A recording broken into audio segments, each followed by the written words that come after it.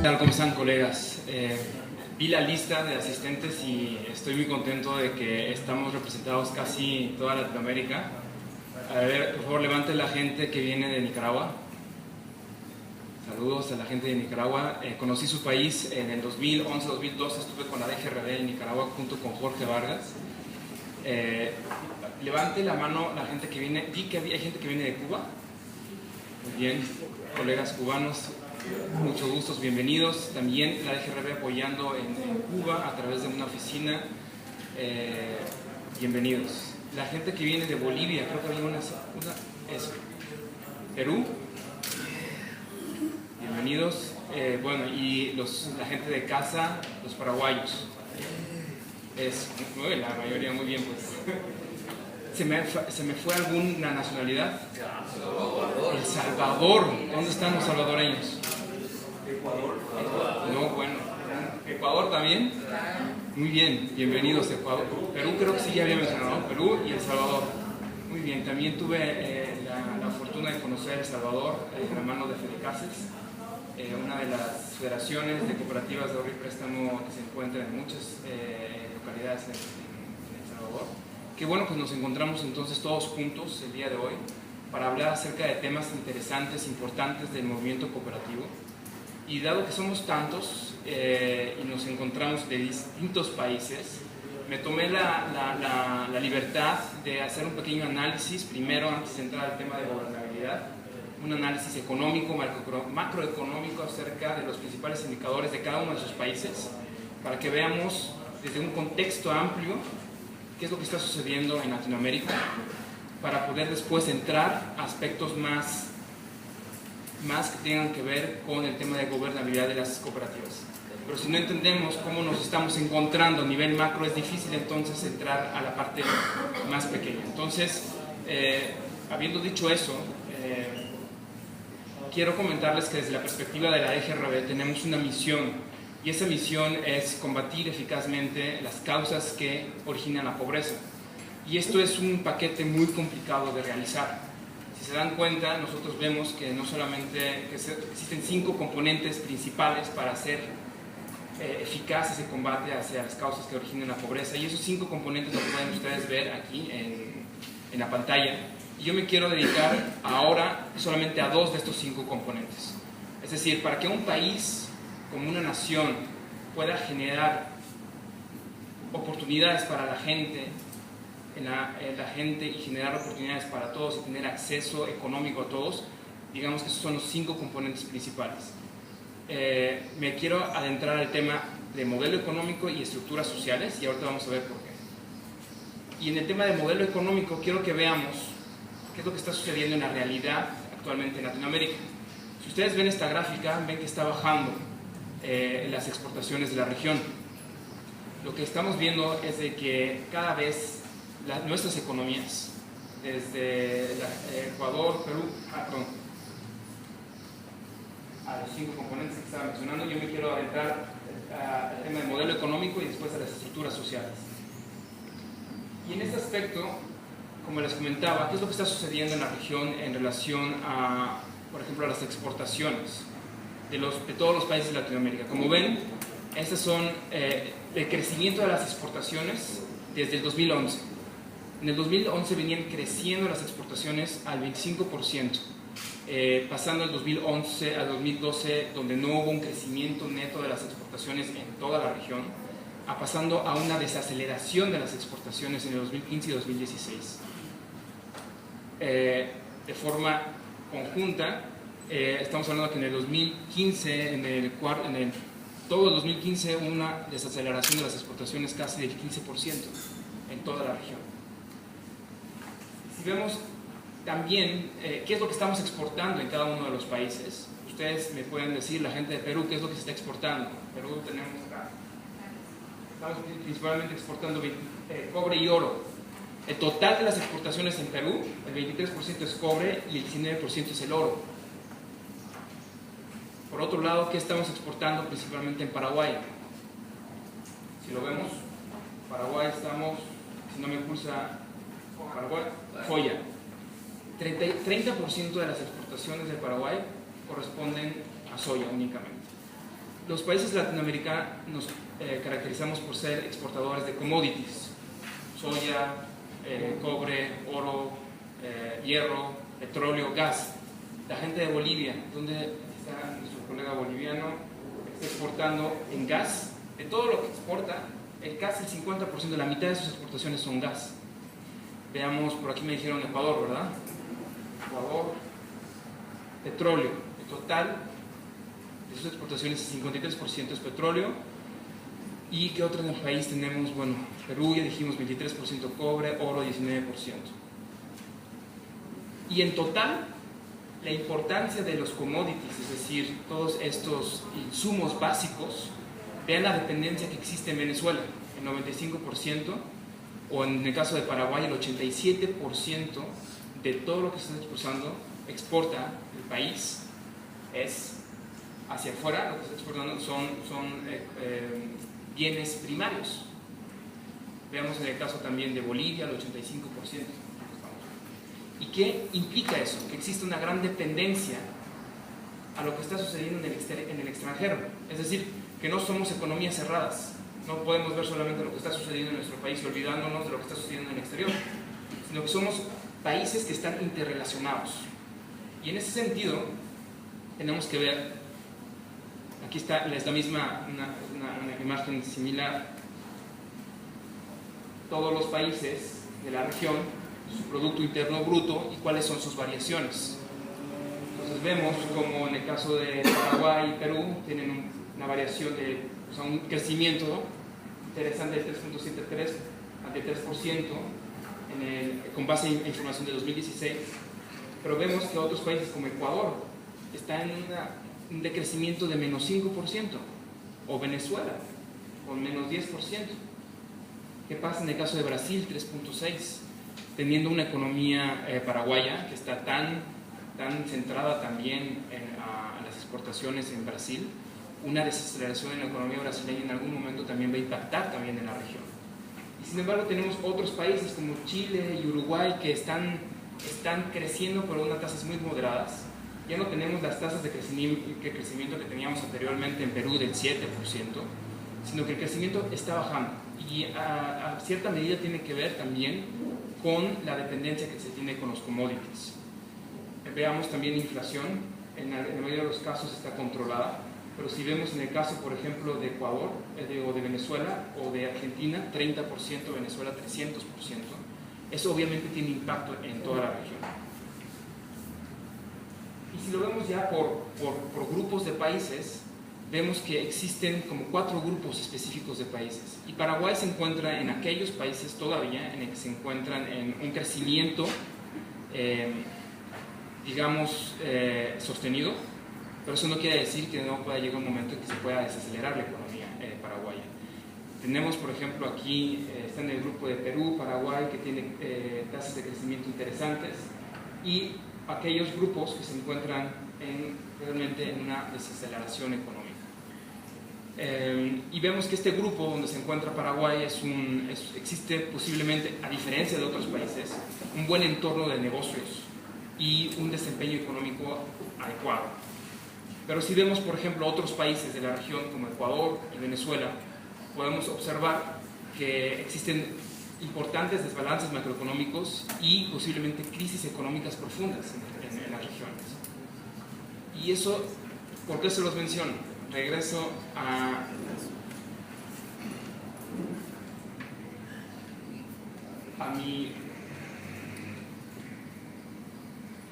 mi modelo que le estaba mencionando. Si queremos generar o crear o combatir eficazmente y sosteniblemente las causas que originan la pobreza en nuestros países en la región, tenemos que ver no solamente el sistema democrático o el Estado de Derecho o el tema de medio ambiente, sino también el modelo económico del país. Eso en un aspecto.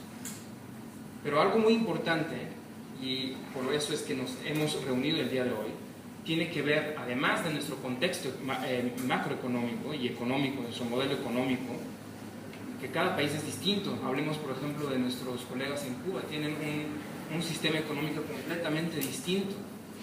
Y Y sin embargo también allí existe un proyecto de incubación de cooperativas. El contexto que existe en Ecuador es completamente distinto, el modelo económico y el marco regulatorio es distinto al que existe en Paraguay o al que existe en Brasil. Y cada país tiene realidades macroeconómicas distintas. Y sin embargo, en cada uno de esos países existen cooperativas. Y ahí es donde entra también la misión de la Confederación Alemana de Cooperativas, en desarrollar, independientemente de estos contextos distintos de cada uno de los países, desarrollar cooperativas eficientes y competitivas. La DGRB no solamente se encuentra actualmente en Paraguay, sino que tenemos una oficina en Ecuador, y tenemos una oficina en México, en El Salvador, en Nicaragua, y obviamente que nosotros, cuando trabajamos con cooperativas, tenemos que pensar justamente en todos estos factores. ¿Cómo vamos a hacer que las cooperativas que están involucradas en todos estos países sean eficientes, sean sostenibles, tengan éxito? ¿Y por qué creemos tanto en el modelo cooperativo? Al final de cuentas, el modelo cooperativo es una empresa y la empresa le da beneficios al socio. Y esos beneficios al socio principalmente tienen que ver con el acceso a mercados. Cooperativas de ahorro y préstamo es el acceso a financiamiento. Cooperativas de producción también es el acceso a mercados de financiamiento, pero también a mercados de insumo, a mercados de tecnología, a mercados de calidad, a mercados de venta conjunta y la comercialización conjunta.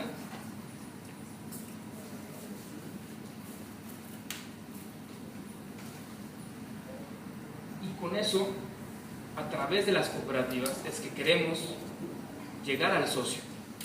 Que al socio, al final de cuentas, le vaya mejor en sus bolsillos, que tenga un beneficio, un impacto económico en sus propios bolsillos. No apoyamos únicamente cooperativas por un tema filosófico, sino porque creemos que es un instrumento de bienestar, un instrumento de progreso para las personas que se asocian a la cooperativa. Y repito, yo les hago la pregunta: ¿cómo creamos cooperativas eficientes y competitivas que les sirvan como empresas a sus socios? Y esa pregunta nos la hemos hecho constantemente en la DGRB. ¿Cuáles son los factores relevantes para alcanzar la sostenibilidad de la cooperativa? Cada quien puede hacer una autorreflexión y preguntarse: ¿qué hace que mi cooperativa sea exitosa? Y nosotros entonces, dentro de la DGRB a nivel regional, toda Latinoamérica, hemos identificado 16 puntos que creemos que conllevan al éxito de un sector cooperativo. Y para fortuna de todos nosotros no vamos a tocar los 16 temas, sino nos vamos a enfocar solamente a uno, a nivel micro. Estos son los 16 temas que consideramos que son importantes para crear un sistema exitoso en el sector cooperativo. Lo hemos dividido en 3 grandes rubros, en temas macro. O sea, tenemos que trabajar en esos temas para que el sistema cooperativo tenga fuerza. Tenemos que trabajar en temas meso. Hola, ¿qué tal? ¿Cómo está? Y en temas micro. Y cuando hablamos de temas micro, estamos hablando ya directamente con qué es lo que tenemos que trabajar con las cooperativas. Y en este aspecto, el día de hoy, y solamente de forma muy general, quiero hablar con ustedes en el tema del buen gobierno corporativo. Y si nos da tiempo, también el tema del sistema de control interno y auditoría interna, que son dos de los aspectos que estamos trabajando con nuestro aliado estratégico, FECOPROS, como un ente importantísimo en Paraguay para el sector cooperativo de producción. Y bueno, creemos, después de la experiencia que hemos tenido de estar en distintos países en la región, que la base fundamental para que exista un sector cooperativo sostenible es su buen gobierno corporativo. Y vamos a ver a qué nos referimos con eso. Existe mucha literatura acerca de lo que es el buen gobierno corporativo, pero nosotros dentro de la DGRB lo hemos definido a través de 2 componentes. un componente y vamos a irnos desagregando esta definición de buen gobierno corporativo en estos dos componentes. Un componente que tiene que ver con la gobernabilidad de la cooperativa y otro componente que tiene que ver y que es derivado de la gobernabilidad, que tiene que ver con las políticas financieras, comerciales, todo tipo de políticas que sean sólidas y que ayuden a la gestión de la cooperativa. Y bueno, en ese aspecto quiero primero adentrarme al primer componente que tiene que ver la gobernabilidad de una cooperativa. Y este componente se puede desglosar en una fórmula que nosotros llamamos la fórmula de la gobernabilidad. Y este aspecto concluye o compone otros dos subcomponentes, que es por un lado que los órganos de gobierno, ustedes díganme cuáles son los órganos de gobierno de una cooperativa.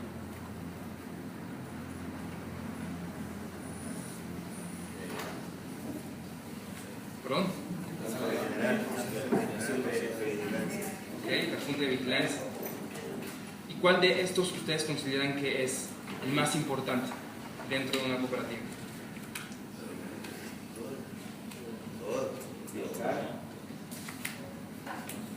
¿Cuál es la más importante? La asamblea. ¿Por qué creen ustedes que es la más importante la asamblea? Son decisiones estratégicas. Exacto. Ahí se toman las decisiones estratégicas, o se toman las decisiones estratégicas se toman dentro de los consejos, del consejo de administración. ¿En dónde se toman las decisiones estratégicas? ¿En la asamblea general o en el consejo? En los consejos de administración. Ok. Digamos que estos órganos de gobierno nosotros les vamos a llamar que son los actores estratégicos dentro de una cooperativa. La asamblea, consejo de administración, consejo de vigilancia, comités y la gerencia. Y dentro de estos actores estratégicos deben de estar, por un lado, debidamente establecidos. ¿Qué quiere decir en el aspecto que estén debidamente establecidos? Por un lado, se menciona, es un aspecto regulatorio, es un aspecto formal. Los órganos deben de estar no solamente conformados por sus asociados a través de algún acto protocolario, sino que deben de contar con la formalidad y deben de estar apegados, al final de cuentas, a la regulación en la que se maneje cada uno de las cooperativas dentro de sus países. Y algo bien importante dentro de la fórmula de gobernabilidad tiene que ver con la idoneidad de las personas que forman parte de estos consejos. ¿Qué se entiende por idoneidad de las personas que forman parte de los consejos?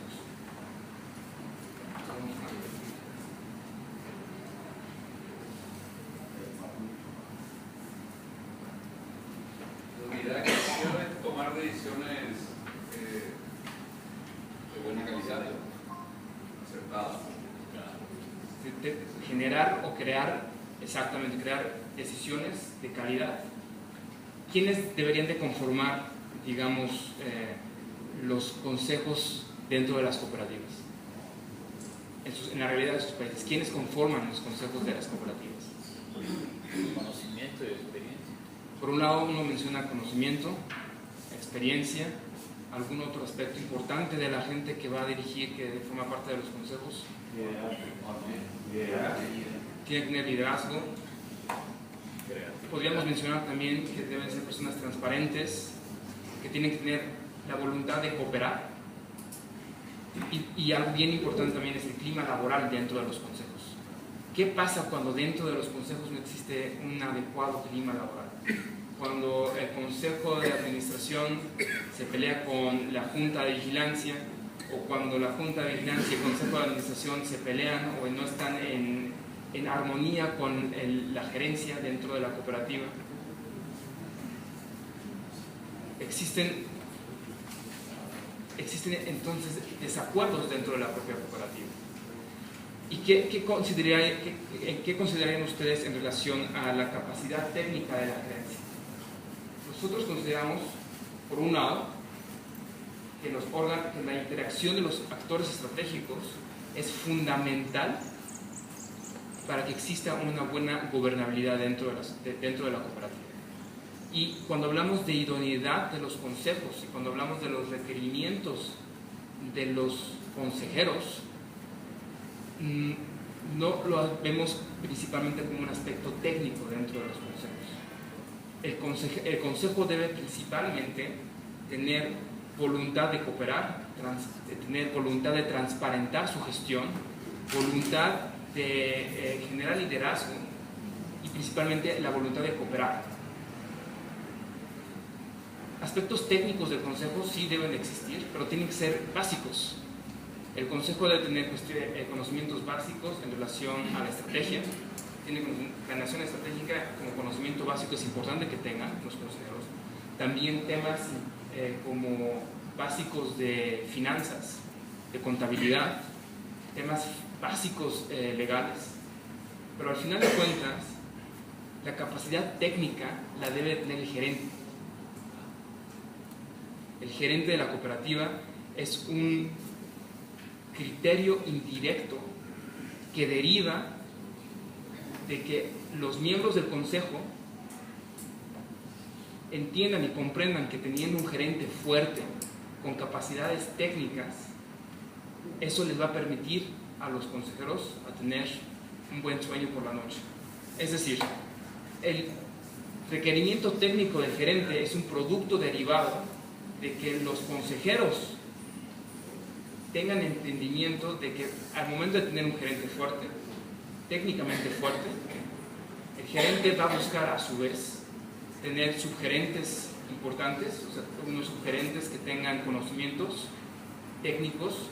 Los subgerentes a su vez van a encontrar o van a buscar a técnicos que les puedan resolver sus problemas, pero todo deriva de que el Consejo de Administración y la Junta de Vigilancia se den cuenta de que deriva, de que es su obligación buscar y contratar a un gerente que tenga esas capacidades técnicas. ¿Qué pasa cuando no existe esa voluntad del Consejo? Cuando no existe esa voluntad del Consejo, se contratan a gerentes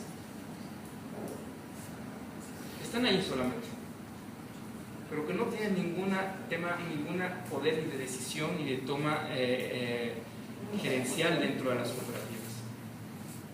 Y por lo tanto es bien fundamental que el Consejo entienda la importancia de contar con una gerencia fuerte. Aquí prima principalmente para los consejeros, antes que los requerimientos técnicos, que tengan principalmente tiempo, la disposición. Un consejero que solamente viene a la cooperativa una hora, tiene que tener disposición para reunirse en base a los estatutos que tiene la cooperativa, tiene que tener disposición tanto de tiempo como dedicación en querer entender lo que está sucediendo en la cooperativa, y al final de cuentas tiene que entrar en un programa de capacitación.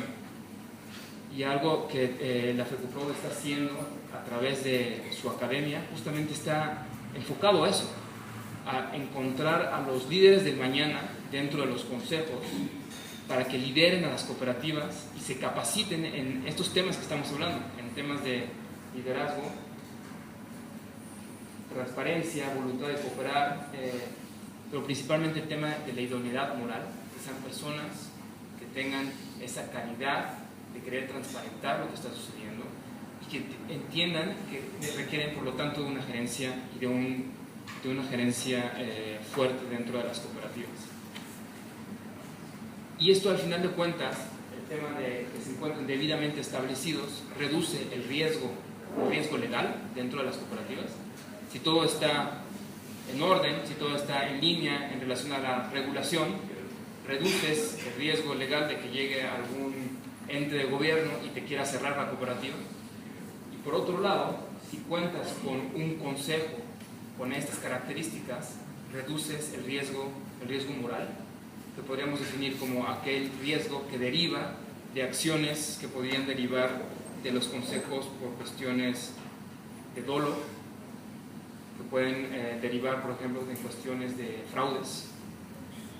Porque hay que ser sinceros, ninguna cooperativa, si no cuenta con estos fundamentos básicos, está protegida ni por la autoridad, ni por el auditor interno, ni por controles internos. Si no existe dentro de los órganos este aspecto importante, la cooperativa no puede ser sostenible.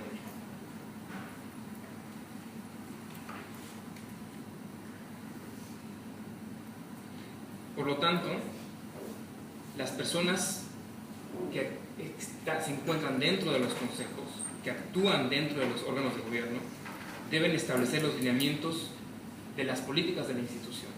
Como les comentaba, si contamos con una interacción adecuada de los actores estratégicos, ellos van a estar interesados en crear políticas económicas sólidas o políticas financieras sólidas para la propia cooperativa, y no viceversa. No primero creas políticas financieras sólidas y si no cuentas con un consejo adecuado, ¿de qué van a servir las políticas? Va a llegar un momento en que los consejeros van a decir, bueno, estas políticas yo las tengo, están dentro de los manuales, está todo un andamio operativo regulado, manualizado, pero si no existe esa idoneidad moral dentro de los consejos, eso no va a funcionar.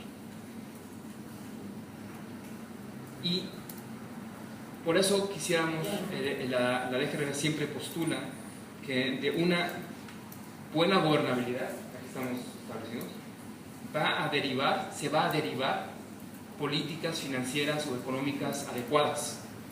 Si no existe una buena gobernabilidad o una negativa gobernabilidad, de ella derivan políticas financieras deficientes.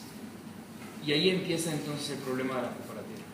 Con políticas deficientes, entonces la cooperativa no puede ser sostenible. Y estas políticas que estamos viendo acá son los factores primordiales para la sostenibilidad y la gestión de la cooperativa. Y cuando hablamos de esas políticas, mencionamos principalmente políticas, en el caso de cooperativas de producción, la cooperativa debe tener una política de insumo, políticas de comercialización conjunta, políticas de cómo va a generar el financiamiento de la cooperativa, políticas de cómo va a adquirir la mejor tecnología.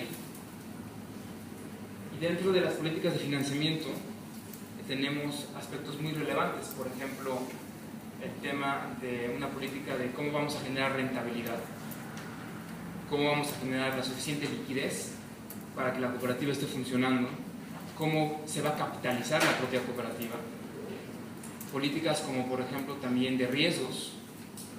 Todo ese aspecto dentro de las políticas que derivan de una buena gobernabilidad son estas principales. Entonces nosotros le llamamos el triángulo mágico de las políticas económicas sólidas. ¿Y qué va a ayudar estas políticas? Va a ayudar a reducir 4 de los principales riesgos que tiene la cooperativa. ¿Esos riesgos cuáles son? Bueno, tenemos un riesgo, en algunos casos algunas cooperativas de producción también dan créditos, pero también tenemos el riesgo de mercado, el riesgo operativo, el riesgo legal. Entonces, si contamos con políticas adecuadas, derivadas de una buena gobernabilidad, podemos reducir al final de cuentas los riesgos a la que está sumergida cada una de las cooperativas. ¿Cuál es la diferencia en este aspecto entre liquidez y solvencia de una cooperativa? Cuando una cooperativa es líquida, tiene liquidez, pero no tiene sostenibilidad, ¿cuál podría ser la diferencia dentro de estas dos políticas? La liquidez es la capacidad de generar dinero, operar inmediato. Exacto. Y la solvencia es la capacidad de pago. Capacidad de pago.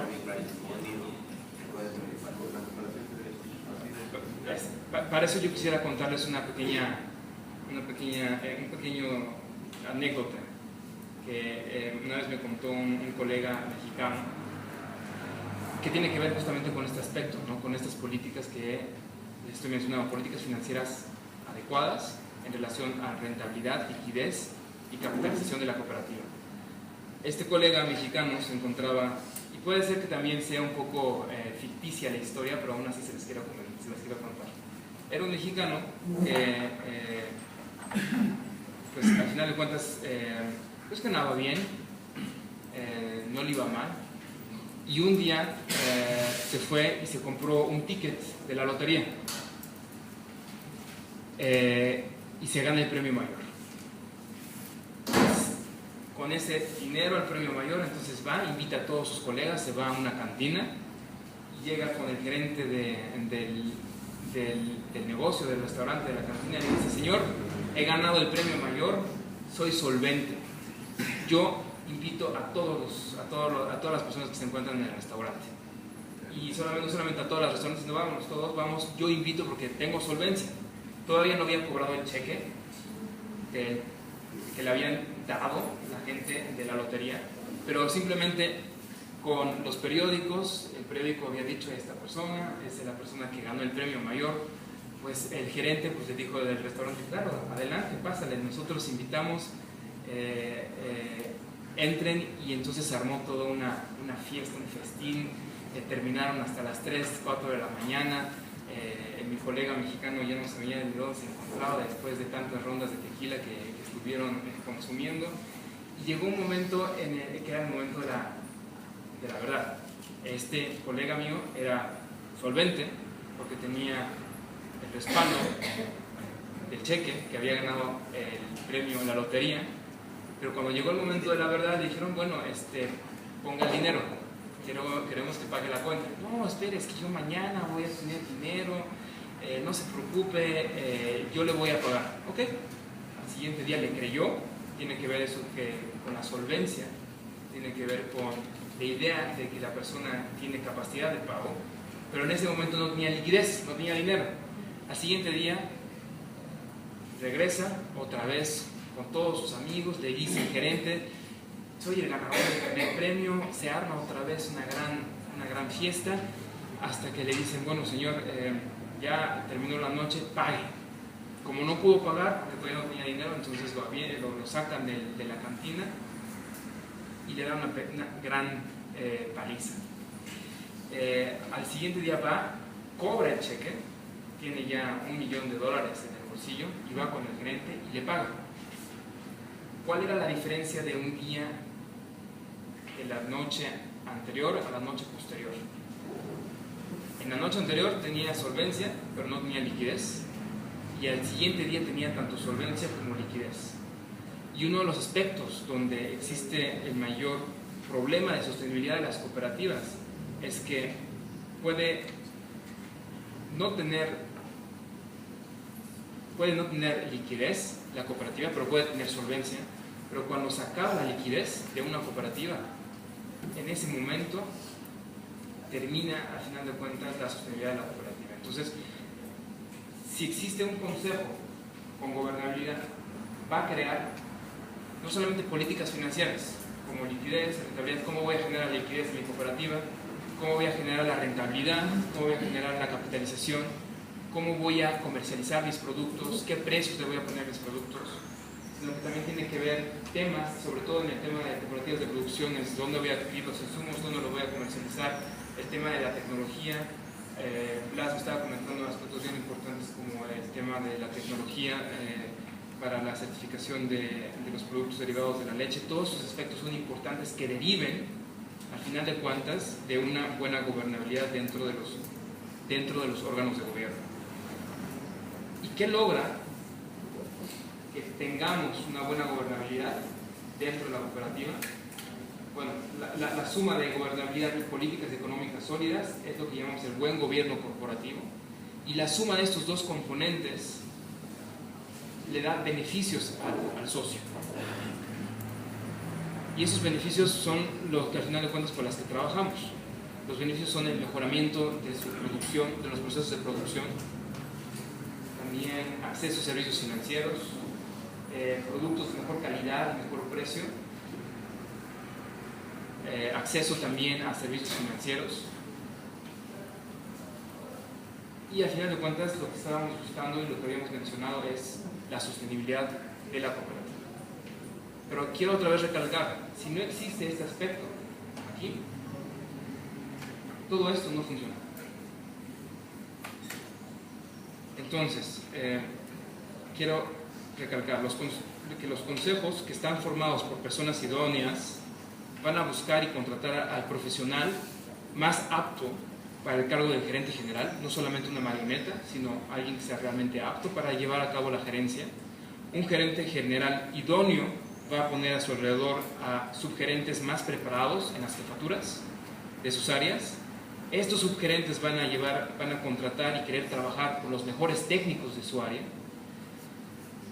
Entonces, por lo mismo, los consejos de gerente general van a diseñar y ejecutar políticas, estas políticas que les estoy comentando, sólidas, para cumplir con las expectativas de los socios que los nombraron como consejeros, y al final de cuentas para que los consejeros también puedan conciliar el sueño. Cada noche puedan decir, bueno, yo tengo un gerente fuerte, tengo toda una estructura que está haciendo que la cooperativa sea sostenible. Y es parte de la naturaleza humana. Lo hemos visto en muchos países, donde a veces el consejo domina a la gerencia y el consejo quiere tomar decisiones que le corresponden al gerente. Y a veces no solamente eso, quiere tomar decisiones que le corresponden a los comités o al subgerente o a los técnicos. Entonces debe de haber una adecuada división de funciones. Pero una de las principales funciones del consejo es elegir y contratar a una buena gerencia. Y bueno, todo esto, digamos, hasta este momento es teoría. Es algo como que muy abstracto todavía. ¿Cómo se implementan estas políticas? ¿Cómo el consejo y cómo la gerencia puede controlar que las políticas que ellos diseñaron junto con la gerencia se estén implementando de forma adecuada? Y nosotros entonces entramos ya al tema que tiene que ver con el sistema de control interno.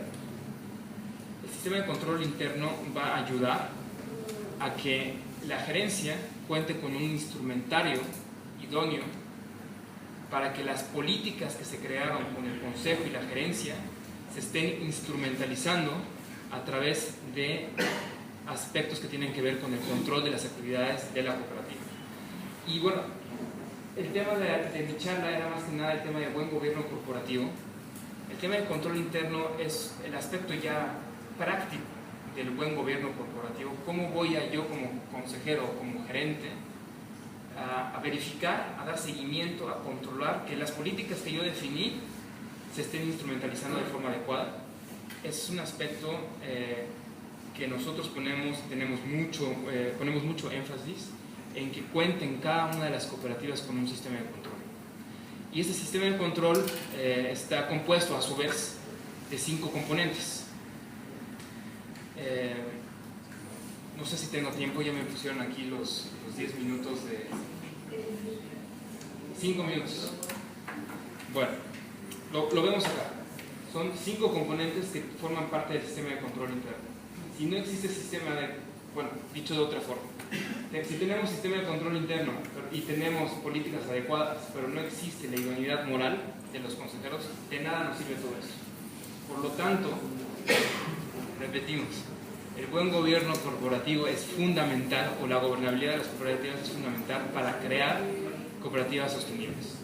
Y una vez que se tiene la idoneidad de los consejeros, se tienen estas políticas implementadas, lo importante es contar con el sistema de control. Uno de los componentes del sistema de control es el ambiente de control. En este componente, el consejo y el gerente establecen la estrategia, la planificación estratégica de la cooperativa. Y dentro de la planificación estratégica de la cooperativa se establecen las metas de largo, corto y mediano plazo. Se establecen dentro de la planeación estratégica, el consejo es responsable de desarrollar la planeación de largo plazo.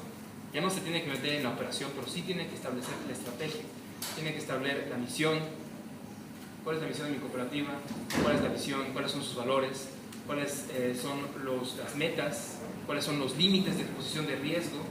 que debe de tener la cooperativa. Todo esto se establece en este componente, en el ambiente de control. Ahí participa el consejo activamente. Un segundo componente, bueno, además de la planificación estratégica, está la planificación operativa. Ahí ya le corresponde a la gerencia.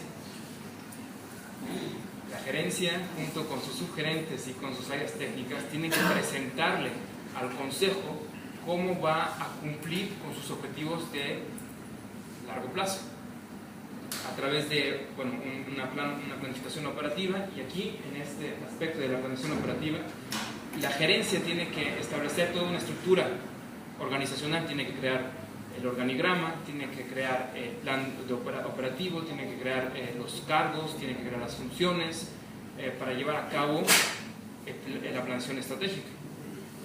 Dentro de este ambiente de control también se encuentra la estructura organizacional de la cooperativa y el aspecto también de la organización operativa.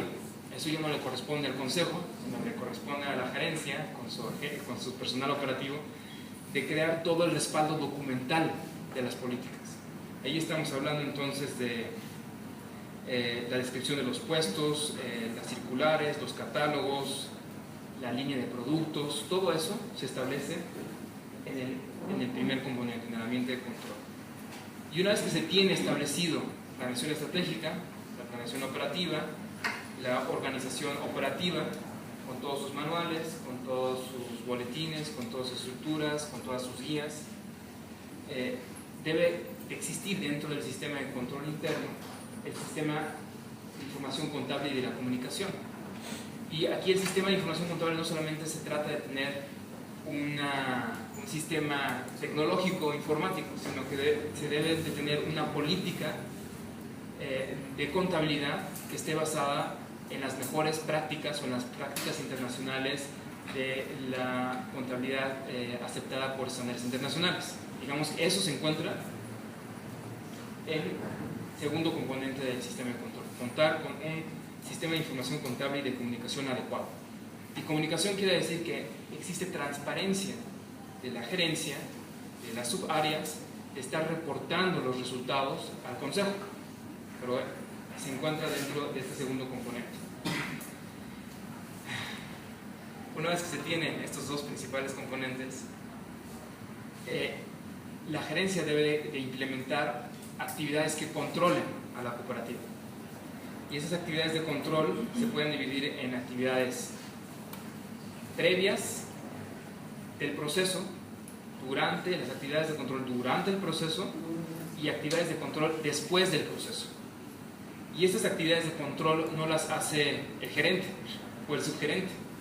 Las actividades de control las hacen el personal operativo.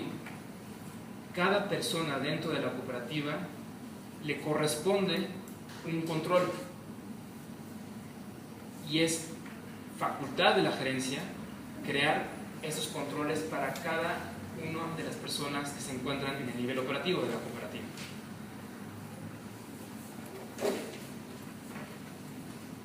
Un cuarto componente dentro del sistema tiene que ver con cómo se están valorando los riesgos dentro de la cooperativa. Y esto se hace principalmente a través de informes, en el caso de cooperativas de producción, a través de informes también de los precios, de los productos que se están desarrollando, pero también informes de riesgo de su cartera de crédito, si es que está otorgando créditos. Son información extra sitio que se están generando, que se están reportando. En algunos casos existe una unidad de riesgos, y si no, en algunos casos, en algunas federaciones cuentan con esa unidad de riesgos, es decir, es una unidad de investigación que está ofreciendo constantemente reportes a las cooperativas, o una unidad dentro de la cooperativa está ofreciendo reportes de riesgos para la toma de decisiones de la gerencia general. Y como último componente dentro del sistema de control es la supervisión y seguimiento. Y aquí es donde entra el aspecto del auditor interno. El auditor interno no tiene que estar controlando cada operación, cada proceso. Esa no es su función.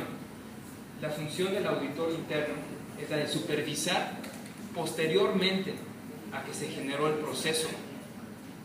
Una vez que ya se realizó el proceso, evaluar que las personas que deben de estar generando los controles lo estén llevando de forma adecuada. Entonces es posterior al proceso. Por ejemplo, en este aspecto, en el seguimiento, se crean, por ejemplo, arqueos de caja. El auditor no está controlando todos los días cada operación de la caja. Lo que hace es, una vez que concluyó el proceso, hace un corte y hace un seguimiento o una auditoría o un control a través de un arqueo de caja. Actividad de seguimiento que lleva aparte, por ejemplo, la auditoría interna, es mapear un proceso muy importante dentro de la cooperativa. Por ejemplo, el tema de insumos. Ahí es donde se maneja mucho efectivo, porque además se tiene la orden de compra de los insumos de la cooperativa, entran los insumos, se tiene que crear toda una documentación para hacer la comprobación de la entrada de los insumos, pero por otro lado también del pago de los insumos también. Es un proceso muy complicado. Se establecen los procesos aquí, en las actividades de control, y el auditor interno lo que hace es, posterior a que se compraron todos los insumos o se tiene la unidad de insumos, supervisa a través de muestras aleatorias, supervisa que el sistema de control esté establecido de forma adecuada. Y bueno, terminamos. Consideramos en la DGRB que esto, con este modelo de gobernabilidad, políticas financieras sólidas, los dos creando el buen gobierno corporativo, más un sistema de control interno adecuado, logra, independientemente del modelo económico de los países donde nos encontremos, logra que existan unas cooperativas eficientes, sólidas, rentables, y buscando principalmente la sostenibilidad del sector cooperativo. Digamos, es un modelo, creo que es un poco es general, creo que fue mucha información para una charla de 40 minutos,